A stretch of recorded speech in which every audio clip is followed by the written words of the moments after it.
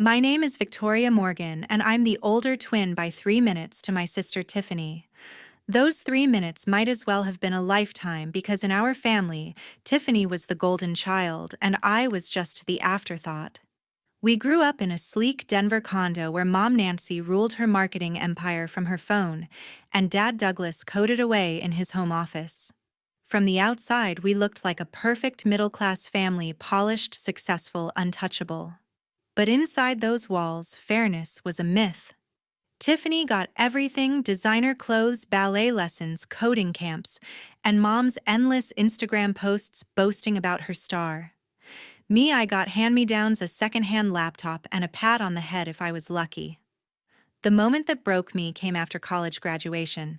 Tiffany and I both walked across that stage, diplomas in hand. I'd clawed my way to a full-ride scholarship at MIT, but did Mom or Dad care? No. They booked a 5-day Miami trip to celebrate Tiffany's degree. 3 plane tickets, none with my name. Victoria, you're independent? Mom said, her voice sharp. You'll be fine, staying home. I stood there gripping my diploma as Tiffany smirked, already posting beach selfies. But that wasn't the worst. One night, I overheard Mom whisper to Dad, "If we only had Tiffany, life would be so much easier." My heart stopped. I wasn't just invisible, I was unwanted. That's when I swore I'd make them see me not as the spare twin, but as someone they couldn't ignore. And trust me, by the end they did. Ever felt like you're invisible in your own family? Share your story in the comments, hit subscribe, and follow me to see how I turned their rejection into a victory in this raw, gripping drama. Growing up, I learned early that being 3 minutes older than Tiffany didn't mean a thing in our house. By the time we were 5, the lines were drawn. Tiffany was the star, and I was the shadow. Mom had a knack for making it clear without saying a word. She'd take us shopping at the mall, her phone buzzing with work emails, but her eyes lit up only for Tiffany. I'd watch Tiffany point at a sparkly pink dress, and it'd be in the cart before I could blink. $200, no questions asked. Me, I'd clutch a clearance rack t-shirt hoping for a nod, but Mom would snap, "Victoria, we can't afford extras." Extras? That's what I was. School didn't make it any better. When we started first grade, Mom signed Tiffany up for ballet classes, private lessons, 3 nights a week, $500 a month. She'd post videos of Tiffany's pirouettes on Instagram, racking up hundreds of likes, calling her "my little ballerina." I asked once if I could try a coding camp I'd seen on a flyer, something about building apps, my kind of thing. Nancy barely looked up from her phone. "Not now, Victoria, it's too expensive." A week later, she paid for Tiffany's new ballet shoes, custom-made, shipped from New York. I stopped asking after that. Instead, I'd sneak onto Dad's old laptop watching YouTube tutorials on Python, teaching myself to code, while Tiffany practiced her spins.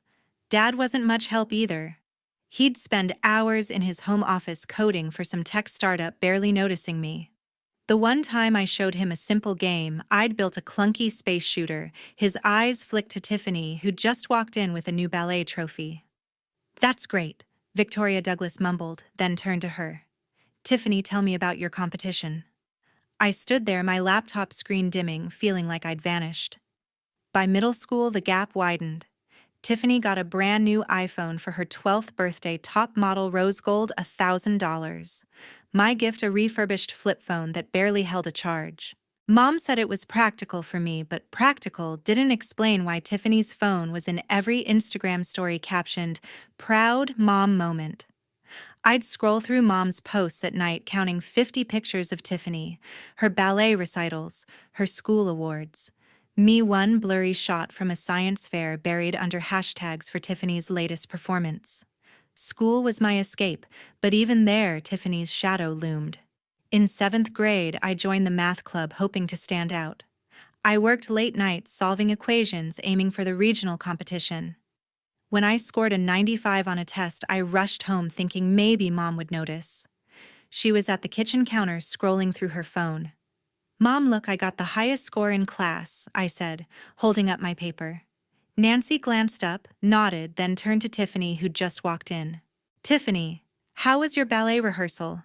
Did you nail that solo? My paper stayed on the counter untouched as Tiffany launched into her story. I grabbed it and walked away, my chest tight. It wasn't just mom and dad. Even teachers compared us. In 8th grade, I built a robot for the science fair, a little rover that could pick up objects. It won first place, and I thought, finally, this is mine. But when I got home, Mom was on the phone bragging about Tiffany's lead role in the school play. She's a natural. Nancy said, her voice loud enough for me to hear through the door. My trophy sat on my desk gathering dust while Tiffany's play got a full Instagram album, 10 photos complete with heart emojis. High school made it worse. Tiffany joined the coding club not because she cared, but because it looked good on college apps. She barely showed up yet. Mom paid for her to attend a fancy tech camp in Silicon Valley, $2,000 for a week. I begged to go, showing Mom my portfolio of apps I'd built on my own. "Victoria, you're fine studying at home," she said, her tone final. So I did. I spent nights in my room coding on that ancient laptop, building a weather app that got featured on a local tech blog. I showed Dad, hoping for a spark of pride. Douglas skimmed it, then said, "Tiffany's camp instructor thinks she's got real potential." Potential? Like I was just wasting space. The favoritism wasn't subtle anymore. At 16, Tiffany got a new wardrobe for junior year, designer jeans, cashmere sweaters, $3,000 worth. I got a $20 gift card to a thrift store. Nancy called it budgeting, but her Instagram told a different story. Tiffany modeling her new outfits, captioned, "My fashionista." I stopped checking her posts after that. It hurt too much seeing how easily she erased me. But I kept pushing. In my junior year, I won a state science award for a machine learning project. The ceremony was a big deal, local news, a shiny plaque. I invited Mom and Dad, thinking maybe this time they'd show up. They didn't. Tiffany had a ballet recital that night, and Mom posted a video of her performance captioned, "Couldn't be prouder." My award sat in my backpack, unmentioned, while Tiffany's recital got a family dinner, steak, wine, the works. A few weeks later, I saw a flyer for a national tech workshop, a chance to pitch my apps to real developers. I begged Mom to let me go, $500 for registration. "We're tight on money," Nancy said, her eyes on her phone. The next day, she paid for Tiffany's new drama coach $1,000 for private lessons. I stood there, my flyer crumpled in my hand, the fire inside me burning hotter. The sting of being sidelined for Tiffany's drama coach lit a fire in me, but some moments cut deeper. In my senior year, Tiffany landed a lead role in a school play, a big production with a director who'd worked in Hollywood. Mom decided Tiffany needed every spare minute to rehearse, so she handed me a list of chores to help out. Dishes, laundry, grocery, runs all on me so Tiffany could perfect her lines. One evening, I was scrubbing pots in the kitchen while Tiffany practiced her monologue in the living room, Mom coaching her every word. "Victoria, keep it quiet," Nancy snapped when the dishes clinked. "Tiffany needs to focus. This could be her big break." I gripped the sponge, my knuckles white, wondering why my time was worth less than hers. That night, I couldn't sleep. I slipped downstairs for a glass of water, my mind stuck on Mom's words. The condo was quiet except for a low murmur from the living room. I froze at the top of the stairs, hearing Mom's voice, sharp but hushed. "Douglas, if we only had Tiffany, life would be so much easier," she said. My breath caught. Dad didn't push back.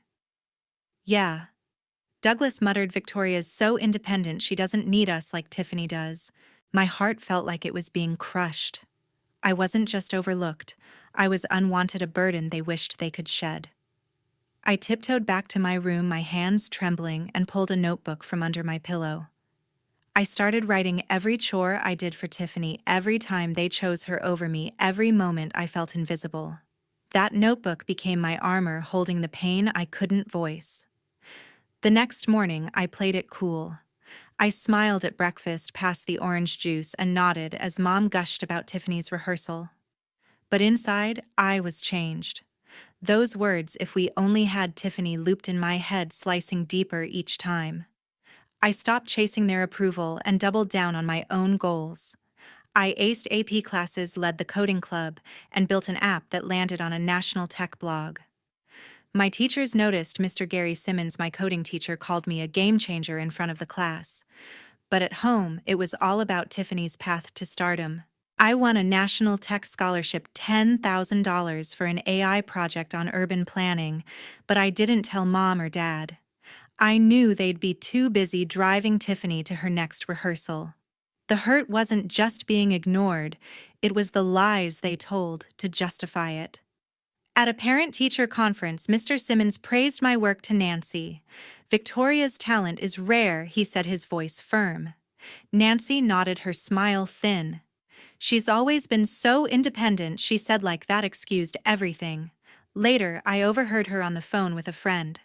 "Tiffany's the one with real charisma," Nancy said. "Victoria just sticks to her computer, nothing extraordinary." I stood outside her office, fists clenched, wondering how she could dismiss me after Mr. Simmons' words. It wasn't just neglect, it was like I didn't exist. One night, I hit my breaking point. I needed answers, something to explain why I was never enough. I snuck into Mom's home office after she'd gone to bed, her laptop still on. I wasn't sure what I was after, but I dug through her email, skimming past work stuff and Tiffany's rehearsal schedules. Then I found a buried thread in a folder labeled "Personal." The sender's name stopped me cold: Heather Walsh, Mom's younger sister. I'd heard her name maybe twice, always with a bitter edge from Mom. The emails were old, full of tension about fairness and favoritism. Heather wrote Nancy, "You're blind to how you treat Victoria. It's unfair." Mom's reply was icy. "Stay out of my family, Heather. You don't get it." The thread ended there, no more replies. My heart pounded. I had an aunt who saw my pain, someone Mom had shut out for telling the truth. I sat there staring at the screen, my mind racing. Heather's email had an old address in Boulder, an hour from Denver. I scribbled it down, my hands shaking. For the first time, I felt a flicker of hope, not for Mom or Dad's love, but for someone who might actually see me. I didn't know Heather, but I knew I had to find her. That email was a lifeline, a way out of the lie that I was nothing. I shut the laptop, slipped back to my room, and tucked the address into my notebook. I wasn't sure what was next, but I knew I wasn't alone anymore. Finding Heather's email changed everything.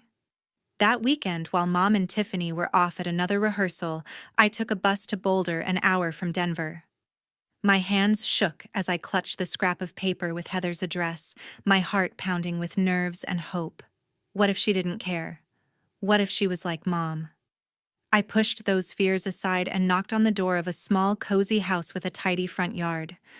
A woman in her late 30s answered, short brown hair, warm eyes, a coding textbook under her arm. "You must be Victoria." "Heather," said her voice, soft but sure, like she'd been expecting me. I nodded, my throat tight, and she pulled me into a hug so warm it felt like she was holding on to a lost piece of herself. Inside Heather's house was nothing like our cold condo. Bookshelves overflowed with coding manuals and sci-fi novels. A laptop hummed on her kitchen table next to a steaming coffee mug. She sat me down, poured me tea, and asked about my life, not just school, but me, the real me. I spilled everything: Mom's favoritism, Dad's indifference, the chores I did so Tiffany could chase her dreams. "Nancy was always like that," Heather said, her voice heavy with regret. "When we were kids, she needed to be the star. I called her out for how she treated you, and she cut me off, hasn't spoken to me in years." I sat there, my tea cooling, realizing Mom hadn't just erased me, she'd erased anyone who challenged her. Heather didn't just listen, she became my mentor. A freelance programmer for startups, she saw potential in me. Mom never did. "You've got a real gift," she said, scrolling through my weather app on her laptop. She started teaching me advanced coding, Python frameworks, machine learning tools I'd only read about online. We'd spend weekends in her home office debugging code, laughing over my rookie mistakes. For the first time, someone believed in me without me having to beg for it. One afternoon, after we'd finished a tough algorithm, Heather handed me a small box. Inside was a key fob with a Tesla logo. "It's a Model 3, she said, pointing to a sleek white car outside. "For you, Victoria, your own path." My eyes stung not from pain, but from trust. $40,000 worth of trust Mom and Dad never gave me. I kept the Tesla at Heather's, not ready to bring it home. Instead, I took a part-time job at a tech library near school, organizing coding workshops for kids and shelving books on AI. The pay was modest, about $100 a week, but it gave me independence. I'd spend evenings there sketching ideas for a new AI project, one that could optimize energy use in cities. Heather helped me refine it, and I submitted it to a national science scholarship. When the acceptance letter came, $20,000 and a spot in a research program, I felt a rush like never before. I told Mom and Dad at dinner, sliding the letter across the table. "That's nice, Victoria." Nancy said, her eyes on her phone. "Tiffany, how's your play coming along?" Tiffany smirked, diving into a story about her latest role. Dad nodded, barely glancing at me. I folded the letter and left, my heart steady but not surprised. Their indifference didn't stop me. I kept working, balancing school, the library job, and weekends with Heather. My AI project started getting noticed. One tech blog called it groundbreaking, and it hit 1,000 downloads. Mr. Simmons, my coding teacher, pulled me aside after class. "Victoria, you're going places," he said, his voice firm. "Don't let anyone tell you otherwise." I nodded, gripping my backpack, but at home it was all about Tiffany. Mom booked her another drama coach, $2,000 for private lessons, while my name in a tech magazine went unnoticed. Dad stayed glued to his laptop, muttering about work. Their silence was deafening, but it didn't break me. Heather's lessons, the Tesla key, the scholarship, they were my strength. Every trip to Boulder made me feel bigger. Heather's house was my safe haven, where I could be myself without fighting for it. She'd share stories of breaking free from Mom's shadow, building her own life as a coder. "You're not just surviving, Victoria," she said one evening, her eyes locked on mine. "You're creating something they can't touch." I held on to those words, letting them drown out Mom's dismissals and Tiffany's smirks. I wasn't the spare twin anymore. I was someone with a future, ready to make them see it on my terms. Graduation day was a whirlwind of cheers and navy blue gowns at Denver University. I stood on the stage, clutching my diploma, announced as valedictorian class of 2025. The crowd's cheers echoed, but my eyes fixed on the empty family seats. Mom and Dad were in Miami, throwing a 5-day celebration for Tiffany's graduation, sun-soaked beaches, cocktails, all for her. They'd booked 3 plane tickets, none for me. "Victoria, you'll be fine," Mom had said over the phone, her tone sharp. "This is Tiffany's moment." I gripped my diploma, my chest tight, as Tiffany's Instagram flooded with posts captioned "Family Paradise." I'd just secured a full-ride scholarship to MIT, tuition, housing, everything covered, but no one at home cared enough to notice. After graduation, I threw myself into preparing for MIT. I spent days in my room finalizing my enrollment forms and joining online workshops for incoming students. One session, a virtual panel with MIT professors, had me presenting my AI energy-saving model to a group of tech recruiters. I practiced for hours, perfecting every answer, hoping Mom and Dad might watch the live stream link I'd sent them. They didn't. Tiffany had a drama showcase that evening, and Nancy was there recording every line for her portfolio. Mr. Simmons, my coding teacher, messaged me after the panel. "You were phenomenal, Victoria," he wrote. But at home, it was like I didn't exist. The day they returned from Miami, I was taping up my last box in the condo. The SUV rolled into the driveway, and Mom, Dad, and Tiffany stepped out, tanned, laughing, suitcases piled high. Tiffany strutted in a designer sundress, her hair styled like a starlet. Mom's eyes caught the Tesla Model 3 parked outside, a gift from Aunt Heather I hadn't mentioned. "Whose car is that?" she asked, her tone slicing the air. I twirled the key fob, my voice steady. "Mine," I said. "Aunt Heather gave it to me for graduation." The room froze. Nancy's jaw clenched, her phone already in her hand. Dad's eyes widened and Tiffany let out a sharp scoff, half jealous, half mocking. Nancy dialed Heather on speaker before I could speak.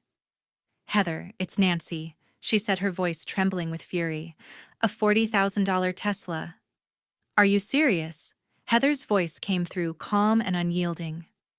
"Nancy, I gave it to someone who's earned it. Victoria deserves it."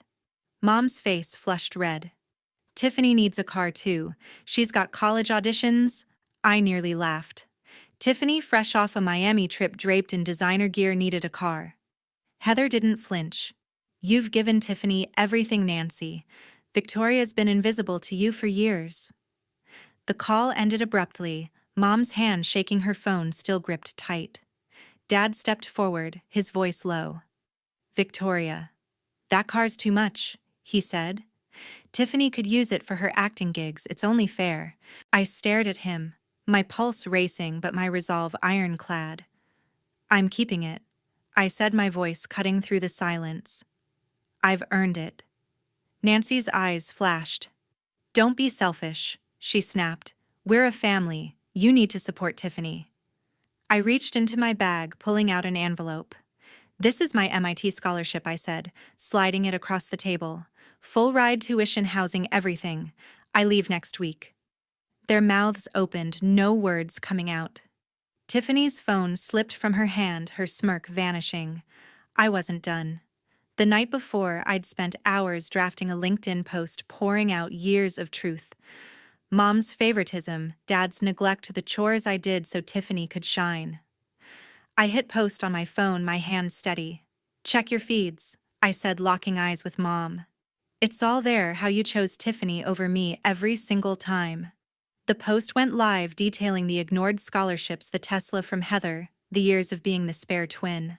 Within hours, it exploded. Classmates, teachers, even Mom's co-workers commented, calling out her bias. Nancy's phone buzzed with notifications, her face paling as she read the backlash. "Victoria, how could you do this?" she whispered, her voice cracking. Tiffany stared, her usual confidence crumbling. Dad tried to speak, his tone softer. "Victoria, we didn't mean to hurt you," he said. "We thought Tiffany needed us more." I shook my head, my voice firm. "You didn't think about me at all." I grabbed my bag, the Tesla key in my pocket, and headed for the door. Tiffany called out, her voice sharp. "You're just leaving? What, you think you're better than us now?" I turned, meeting her eyes. "No," I said. "I just know I don't need you to see me." I stepped outside, the door closing behind me, their suitcases still in the driveway. I wasn't turning back. I was already on my way to a life I'd built myself. I left Denver on a crisp August morning, the Tesla's soft hum carrying me toward Boston. Aunt Heather followed in her old hatchback, her steady presence in my rearview mirror, a reminder I wasn't alone. The highway stretched ahead, each mile pulling me away from the condo where I'd been invisible, toward a future I'd built on my own. MIT's campus buzzed with life, coders hunched over laptops, researchers scribbling on whiteboards, ideas sparking like wildfire. I settled into my dorm, a small room with a desk stacked with textbooks, and felt a rush of freedom. For the first time, I wasn't Tiffany's shadow, I was Victoria, ready to carve my own path. MIT classes were a whirlwind, a relentless mix of algorithms and late-night coding sessions. I dove in, debugging neural networks alongside classmates who saw me for my work, not my past. One of them, Cassandra Holt, a computer science major from Seattle, became my closest ally. We'd grab coffee between lectures, swapping ideas over steaming mugs. "You're kind of a rock star," Cassandra said one afternoon, grinning as I demoed my latest app, a tool for optimizing public transit routes. I laughed, my heart lighter than it had been in years. With her, I didn't have to fight for space, I just belonged. We'd hunker down in the library, coding until dawn, or slip onto the dorm roof to watch Boston's skyline glow, dreaming of startups that could change the world. Back in Denver, my LinkedIn post had taken off like a rocket. It racked up thousands of views, hundreds of shares, and comments from classmates, professors, even strangers. "You're unstoppable," one wrote. "Your family should be ashamed," another said. Mr. Simmons, my high school coding teacher, shared it, adding, "Victoria's always been exceptional. This proves it." The post hit Mom's professional circle, her colleagues, clients, even her boss, sparking whispers that reached her office. Cassandra kept me updated, her eyes wide as she read the latest reactions. "Your mom's getting called out hard?" she said, half amused, half stunned. I didn't revel in it, just felt a quiet resolve that the truth was out, no longer trapped in my notebook. A month into MIT, my phone pinged with a text from Mom. "Victoria, can we talk?" It read, her tone softer than I'd ever known. "We're sorry we didn't see how much we hurt you. Can we fix this?" I stared at the screen, my thumb hovering over the reply button. Part of me wanted to believe her, to hope for a family that valued me. But then I heard her voice again, "If we only had Tiffany," and saw the years of chores, ignored apps, and empty seats. I set the phone down, no response. I wasn't bitter, just done chasing their love. I had Aunt Heather, Cassandra, and a future I'd forged myself. I took a part-time gig at a Boston tech startup coding algorithms for sustainable urban systems. The pay was modest, $200 a week, but the work felt right. I'd spend afternoons tweaking transit models, my Tesla parked nearby, a quiet symbol of Aunt Heather's belief in me. One evening, Cassandra dragged me to a campus hackathon. We teamed up, built an app for real-time traffic analytics, and took first place, $5,000, and a pitch to investors. "Rockstar as always," Cassandra said, nudging me as we split the prize. I grinned, the weight of Denver fading with every new step. Aunt Heather called every week, her voice a steady anchor. "You're killing it," she said after I told her about the hackathon. "I always knew you would." I clutched the phone, my eyes stinging, not from pain, but from being seen. She sent care packages, coffee beans, tech magazines, notes that read, "Keep shining, Victoria." I pinned them to my dorm wall next to my MIT letter and Tesla key, proof that love didn't need conditions. 2 months later, Mom texted again. "Victoria, we miss you," she wrote. "Tiffany's struggling in college, she could use your help. We're still family, right?" I read it, my heart calm. Tiffany struggling. Maybe. But I'd carried her weight for years and I was done. I didn't reply, didn't block her, just let the message sit. I wasn't running from them. I was running towards something bigger. My app downloads soared, 40,000 and counting. The startup offered me a full-time role after graduation, leading their AI team. I said yes, no hesitation. Boston became more than a city, it was my home. I'd walk through campus, my backpack heavy with code and ambition, feeling the freedom of being enough. Cassandra and I hit late-night diners, splitting fries and sketching out our next project. One night, under the neon glow of a diner sign, she asked, "Do you ever think about going back?" I shook my head. "I'm already where I belong," I said. I'd spent years chasing a spotlight that wasn't mine, but now I had my own bright, unapologetic, built line by line. Choosing myself was the hardest thing I'd done, but it was worth it. I didn't need Mom's apologies or Tiffany's approval to know my worth. I found it in Aunt Heather's trust, Cassandra's friendship, and the code I wrote. Family isn't just where you start, it's where you're seen, where you're enough. And I was finally enough.